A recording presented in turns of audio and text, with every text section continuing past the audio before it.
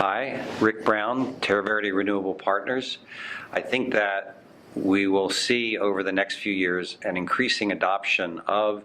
local procurement and DER programs, not because they are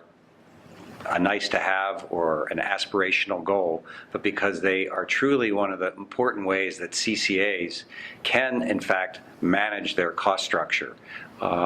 As the various regulatory bodies begin to develop true market-based approaches to the management of the grid, locally procured resources, DERs, will be seeing higher value streams from being able to participate in those